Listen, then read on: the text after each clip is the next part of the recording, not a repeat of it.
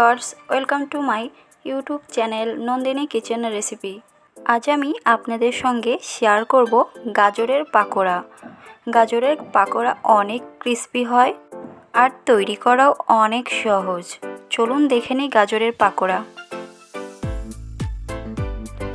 গাজরের পাকোড়া তৈরি করতে আমি নিয়েছি গাজর কুচি, পেঁয়াজ কুচি, কাঁচামরিচ কুচি। এই পাকোড়া তৈরি করতে ডাল বাটার কোনো ঝামেলাই নেই।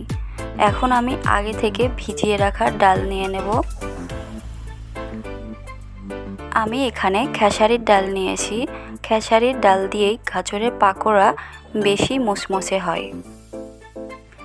স্বাদ মতো লবণ দিয়ে দেব, সামান্য হলুদের গুঁড়া দিয়ে দেব, সামান্য শুকনো মরিচের গুঁড়া দিয়ে দেব। এই শুকনো মরিচের গুঁড়া ঝাল করবে না, কিন্তু স্বাদে ব্যালেন্স আনবে। এখন আমি এই সবগুলো উপকরণ একসঙ্গে ভালো করে চটকে মেখে নেব। সবগুলো উপকরণ একসঙ্গে মাখার ফলে এর ভিতর থেকে কিছুটা জল বের হয়ে আসবে।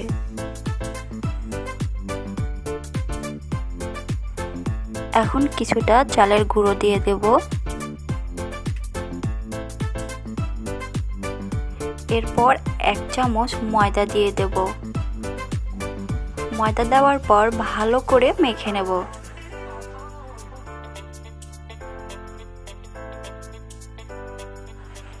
আমার মাখাটা প্রায় কমপ্লিট। আমি একটু শক্ত করেই মেখে নিয়েছি। এখানে আমি কোনো জল দিইনি, মাখতে মাখতে এরকম হয়ে গেছে। আপনারাও জলটা না দেওয়ার চেষ্টা করবেন। এখন আমি পাকোড়া শেপ দিয়ে নেব।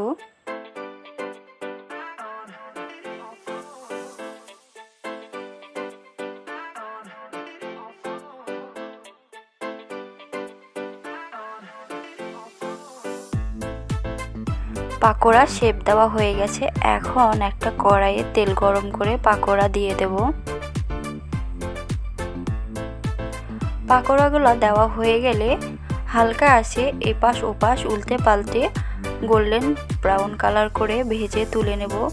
পাকোড়া অবশ্যই একটু ধৈর্য সহকারে হালকা আছে ভেজে নিতে হবে, তাহলে পাকোড়াগুলো অনেক ক্রিস্পি হবে।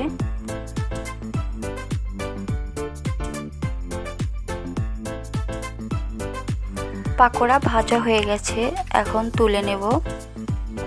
একই প্রসেসে বাকিগুলোও ভেজে নেব। এই ছিল আজকের রেসিপি। ভালো লাগলে অবশ্যই সাবস্ক্রাইব করে লাইক, কমেন্ট এবং শেয়ার করবেন। আজ এই পর্যন্তই। সবাই ভালো থাকবেন। আমার ভিডিওটা দেখার জন্য সবাইকে ধন্যবাদ।